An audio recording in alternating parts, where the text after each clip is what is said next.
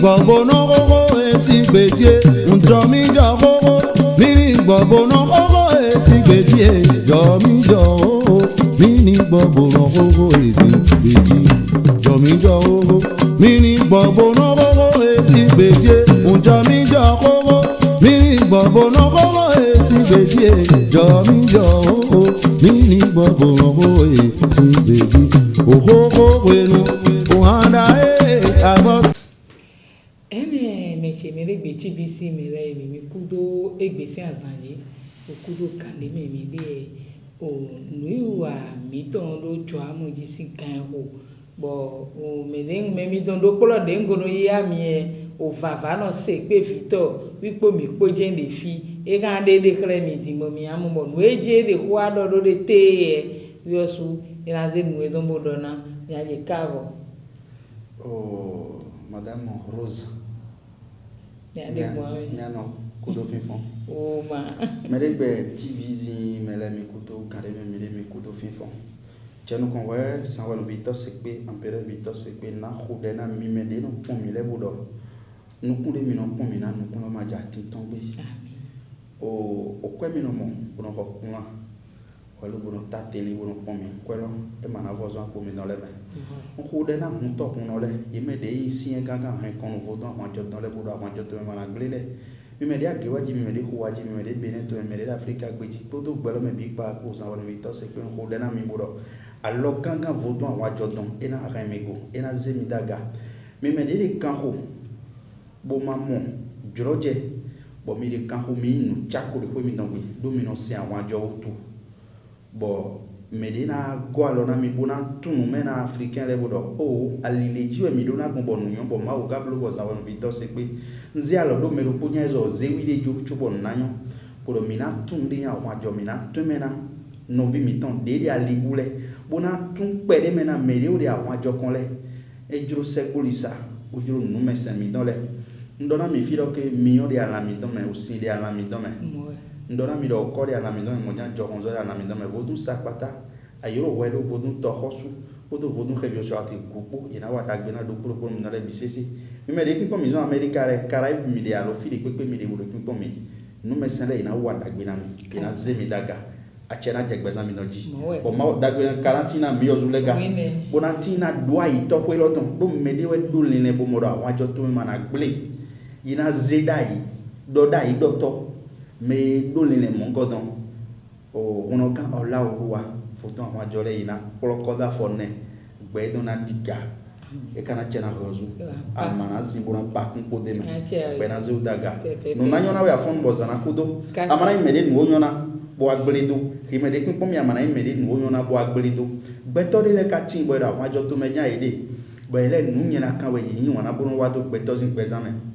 dere ko mi de gbe ina na e fifa do ndewe no beto zon fide wa je fide bo mi mana je yin ko nyina kan ya wajo to me ne apin pomi de bo nu ya de ko de me ko de bodo vodun tokosu bodo vodun dambu ina gwa lo na bo nu ya dia siwele ne awa mede be je gbe dagbe wi na no lezu akasa o Victor sekpe fafa no tengbe ju yan chi awe empereur oui ne empereur Victor sekpe o te ko neji mi de ko adodo be ama de de lo ji ne mi apon egbe do nde tajira riye do na do amona na zeda sina we ko wen do egbe mi da zonwa na do go gbeto le gboku le o trompo me bo je gbangbale mi azonwa na do go ile ko aporo me we ndo ede africain de mo do vodun nu nyala kan we vodun aze we vodun le we lo bo jodo bo ile mi na tun me na egbe do vodun ma ya aze vodun ma nu nyala kan lo wo me de vodun sen aziza de vo entité de vo no wa nyala kan kheme lo wo vodun gure ko mi don gbele e do dana do wa me dan de ga ko mi don gbogbo e gba ho ran fene we janga on do amele bo no yo pe me fi o ma di mi na do khodo nu wiwa ama wiwa adide no ko mo le ne awole nde no iblo ne le allo de teji we gbeto kan amma mi no de mauta bo no blo ne amma de mauta bo no blo ne de blo azi su bo nyone wu nya na bla sa ku bo no maja nyone gbe mo igbe mi na do khodo ni no me de teji gbeto kan no bo wa male do ama africain les inwe mo nu dondo mi no we a de système ya wa ma wi osu cho amo e ga azo go ma système ya zo wa mi wa ba mu wi osu de wi ai do na gba we ndi do deje ne mi na do hutu ne we gbe to kanu bu se po ama bu wa wole alo bu wa glo bo ka ni dagbe ne bo protéger donc bo ka protéger ren we donc mi na kendo ko mongo don je gbe mi de ji mi ya kendo ne ne ana ma ni ado ko ma kan o ho de akambia we ndi we ndo chire amalo donate ka de amame dagbe te de me yanya te so de me tori o nu dagbe yanya no bodo ujawe era chena bo gbe bo nde pepe ma le gbe fi bo go ma do leje don oui ne nde mati bo ba no bi no awe go be mina dona mede le kuko mele do amanyo ama no jon we bo yin nu dagbe chobo nde pepe l'essai de toutes choses nuit yo go français we do mo nu dagbe we ama chobo ye makazo izangonde na zangon selon les règles de la nature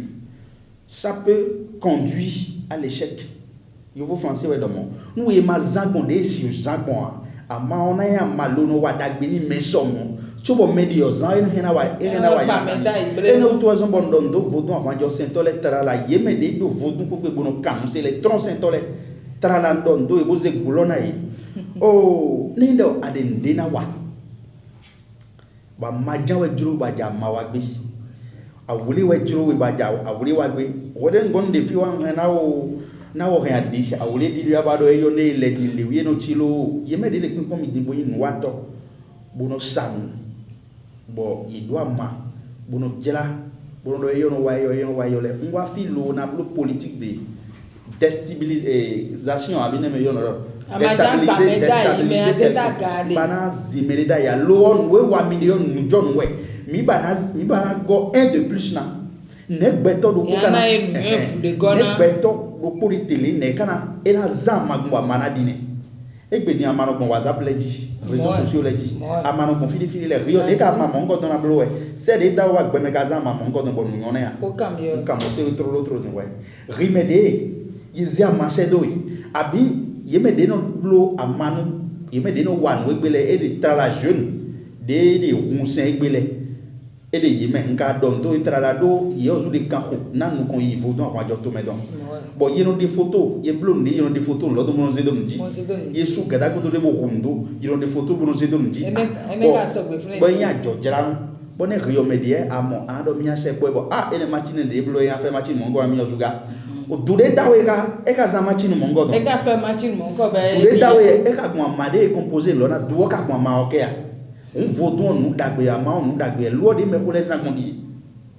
ni do azizaze amade wa na ye no ze fate o faja we no do ni no ze fate ko tanta ni wifi ni o analyse bilan we no do nubo de mehole kon kokura e bon do e yo kande ji godo don wiwe afawi afai ro mi la wi no zete fa o mi la be na bi o do kuru mi don le do mi me de egbe don le rimede yonu ba manusa rimede sun ba sun to manu kon yi bolone awa kakabo ama moto e don amalone awa kakabo amanyon de ena no gbonboyon ama moto na bi o we ndopo ni aje inu wa gbe inu e kan ti do le wa gbe mi je boka yibo kono pe boka se do du de teji we mi ka no bo wa New York boyo de wa gbe mi je amayo de wa gbe mi je du de teji mi no bo wa bo to pe don e me ba ga yon bo kono pe mi je e do na yon bo kono pe li nu de fo ye ka jire amande nji be jure be de yo so de na ho bo amlo ye jire amanu ji bo e jure bo e na ho bo zan wi we yi do amo tronzi huno de leti bo we pe na zan machine do tronzi huno ja yin gba de pon mi din ye no wa de budo vodon me voa mine tronzi huno ma do ache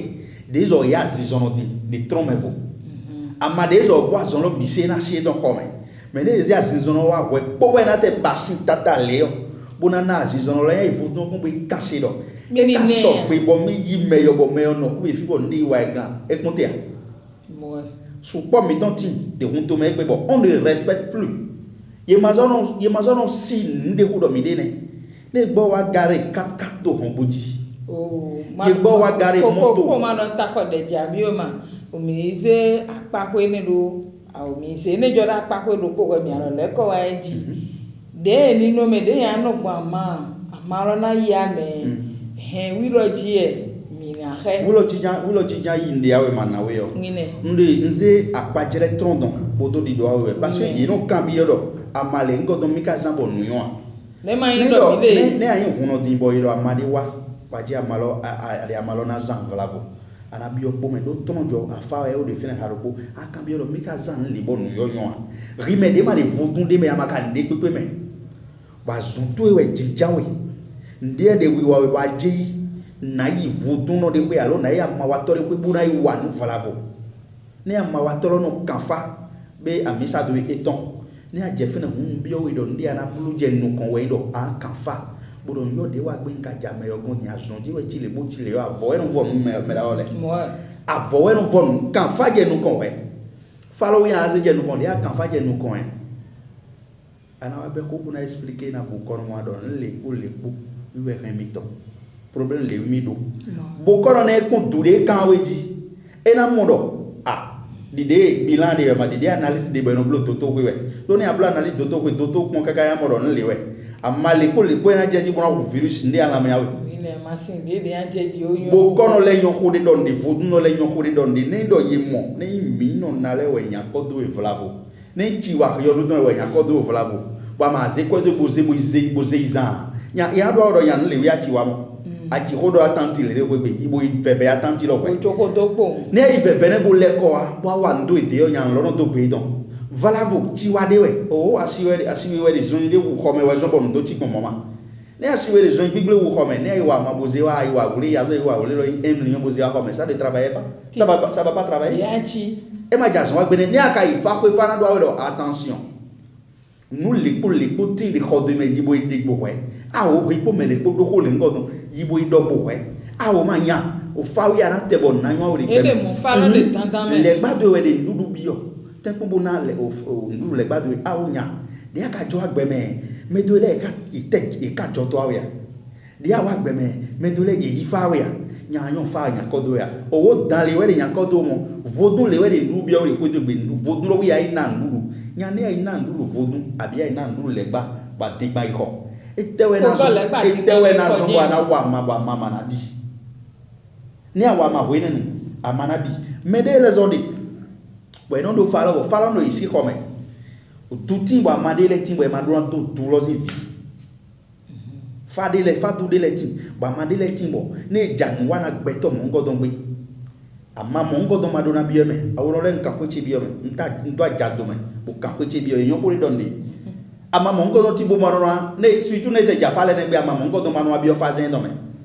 awo ye jafale ne gbe ama eyo enya mande bodo na bio fazen do me dandan bo na le ni chubo na yon ye me de do fazen kote le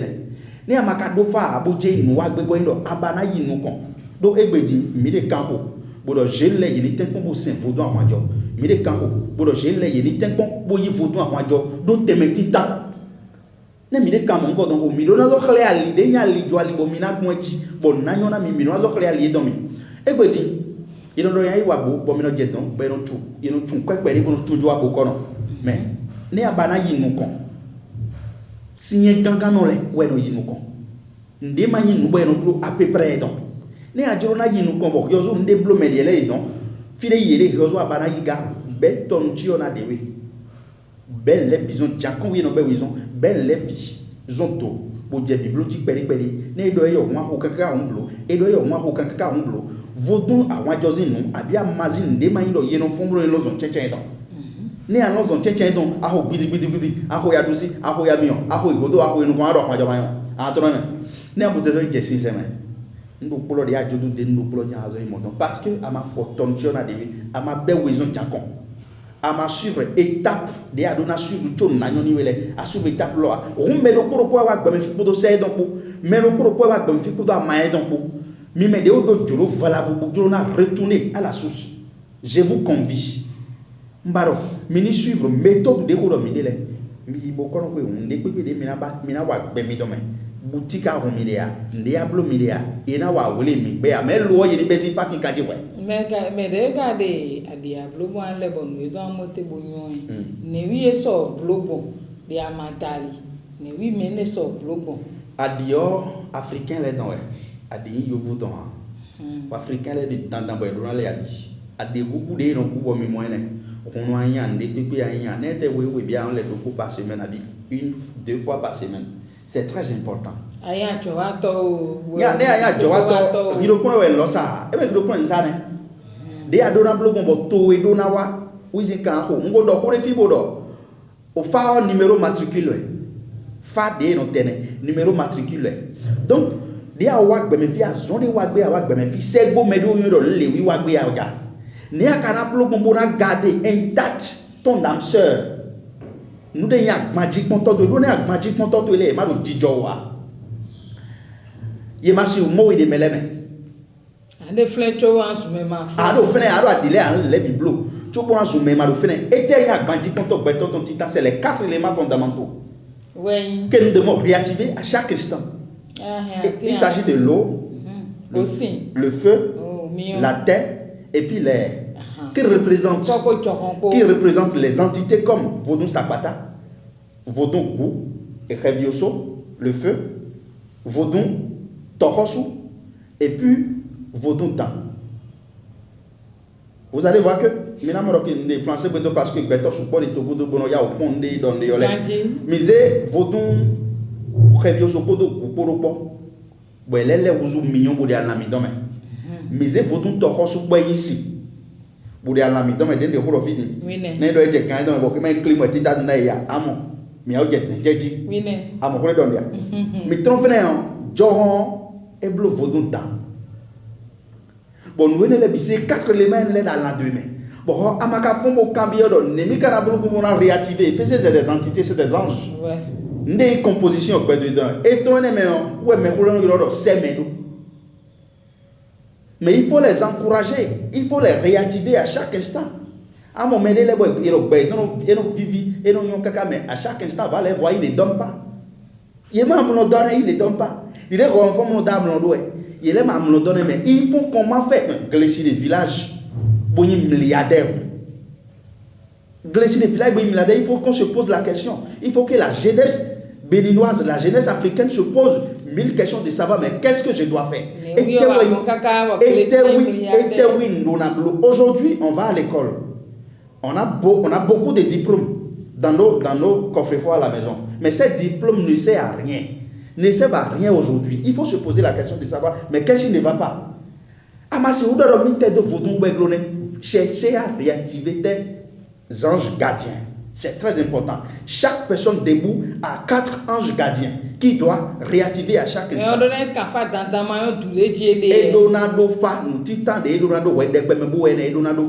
Ça c'est garanti.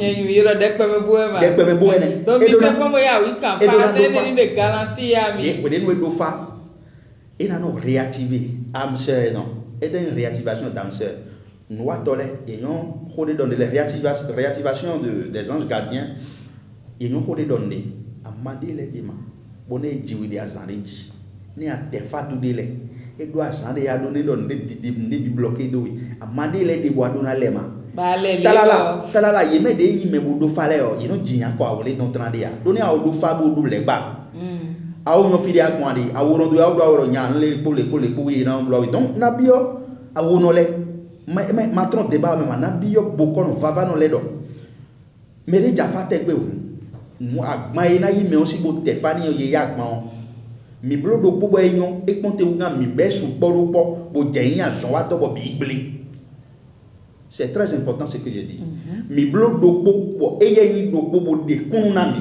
e konte unga mi jeyin azon wa to bo begbeto san do bo azona bo e kawana e wana ndia. Nous ne voulons pas ça. Emma de rien ko wo don ple we e ren azon de wa mille de filles. L'école quand doncha na do l'école je le bio a wanjome a joindre lo ele masimba de ni 100 000 aja ki wa tefana mi ni 100 000 hono yi mais lo wa ko le kaka ni 100 000 lo ni pe ni ndi ajo hole honlo do mero bo mo no fateme oui ne di yo fi de ni bo kono ba yiro mi bonwa bo yin vava no ni bo yiro bonwa no fateme ngwaje kwe aja ndo moto jeme bo na ro yi kwe na te fa ba ko gia ho ma je gia ho be ne ça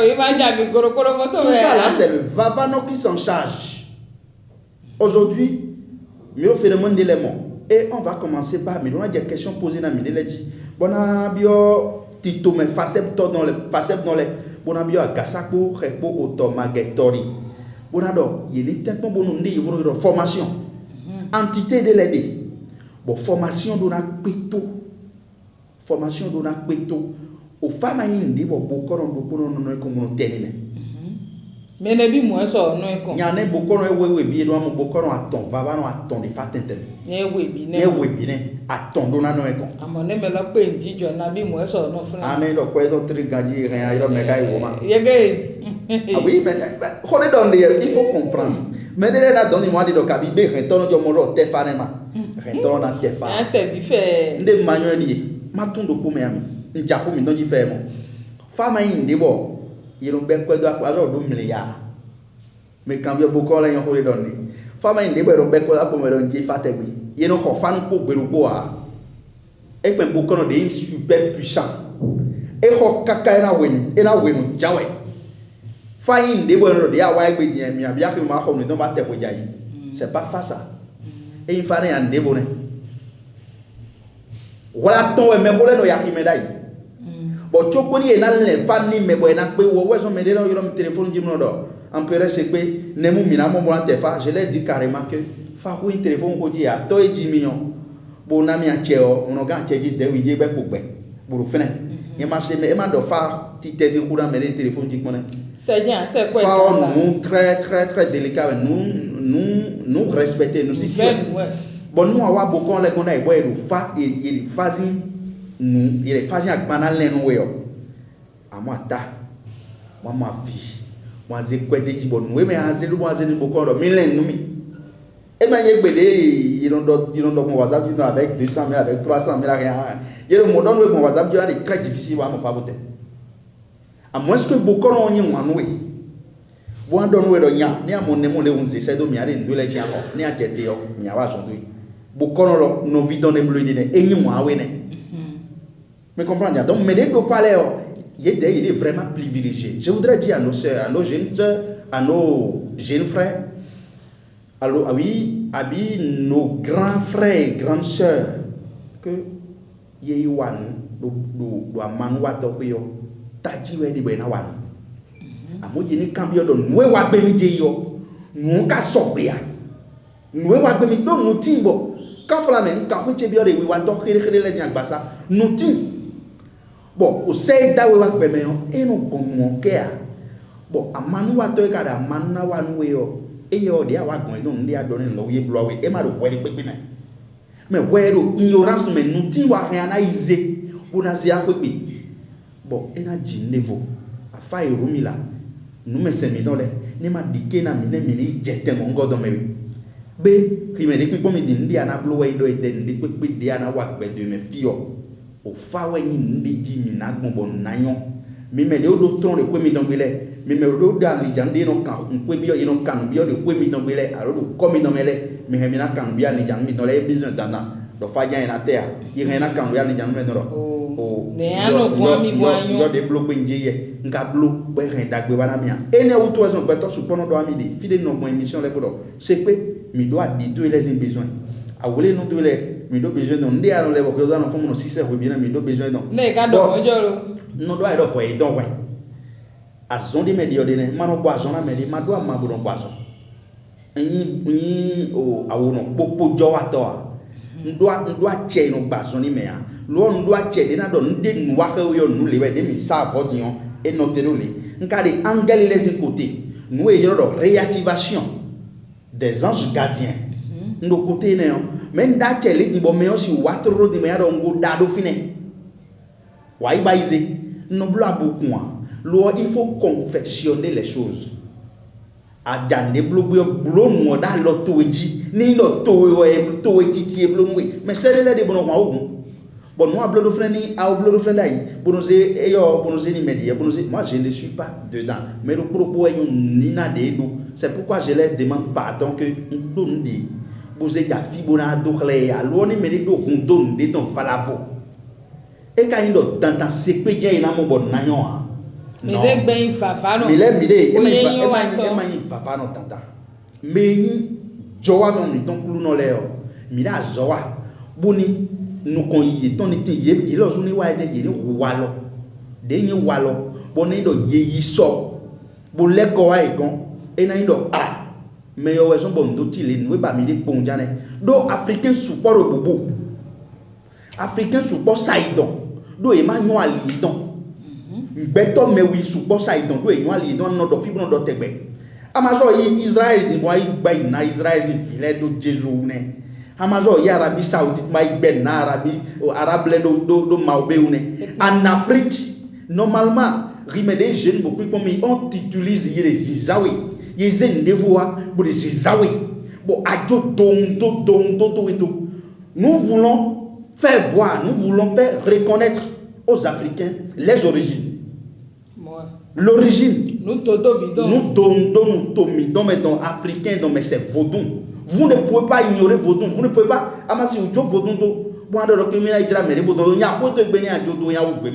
Aujourd'hui,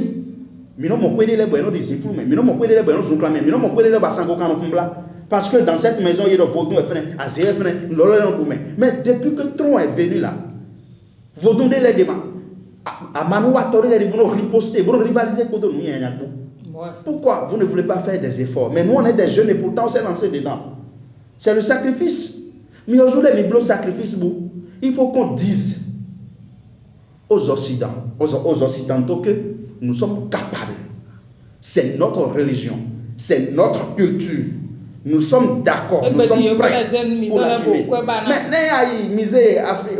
misé et d'ailleurs vous voir ben faut do misé ka bono do ayon ku vitole bono do le de misé bono on voit des trucs comme ça nous mi dolore de we po de ze wa bodo mo wolo enyo we po do puro we jodo ami filo bojon nous mi dolore di bo kun ye on adona de le bo be yo tonri. Vous savez que ni do we po lo yon somo bo paradis lo enyo somo bo o sekwe to melo e vivi somo bo ndo akwa isekwe e ma chodo ami chenchen ma le blanc va t'amener ça tu crois yo vous n'avez rien à oui paradis lo non bo vivi somo yo vous n'avez rien à africain les filles beaucoup combien bo tension beaucoup combien de ma ya c'est donc la moindre des choses to I don't chenchen don't ya mi ça ma ou da mero pour kodo pour jibo kada nwe do na sen ma ou dani meo nous et dans africain c'est vaudou nya vaudou nya jema ka ko envie ne ntondo nado agbetoro ke vaudou wi sen de vraiment kai ngena da ye ko non ngena da ndindi donc et de auto zone de ne bisi do mi wuli bo mi de le bo ye le vaudou nous jo amwe amama nya nous mi don we ama vaudou amawe amakai nous nya de ya fili pepe de ya de ma besoin aller c'est vaudou a rien à réactiver les corps de mele mais dès que vous dites que vous avez un peu de temps, vous avez un peu de temps, vous avez un peu de temps, vous avez un peu de temps, plus 229, plus 229, 96, 54, 39, 45. Plus 229, 96, 54, 39, 45. Un peu de vitesse, c'est que vous avez un peu de temps, vous avez un mais hemina yoro mi kare de bio zon hunto hono le gondo ini go alora mi podo depo do e mala vivi na gbeto support e mala vivi gbeto support ko mi ka bio mi bodo mede mi ta fosi ina vlavo ini so weke mi vio mi bo vikachi no wa ino so weke we pe po mi na no bona jira akwajo to melo madame Rose o pa mi anu akwajo na yo akwajo ma so gbe pompele okun ma so gbe lomi ule gunu ma ka bo gbe lomi to le gunu ma so gbe lomi ule gunu o konto sunu konto yon medegbe tv to le nu wa mi ton akwajo e de wa fifo nu po e ga fifo nu bona tun do e na don do pdg mi ton okun gan ola oluwa medegbe wi e pdg medegbe tv lo ton don do trala boga don do papa hosu te foji cheji tanda ran to don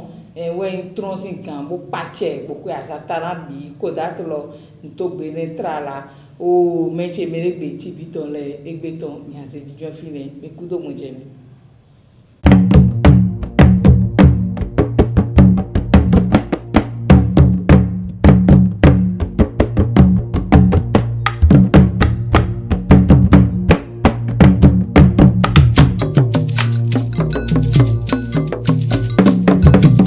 Jọ mi jọ o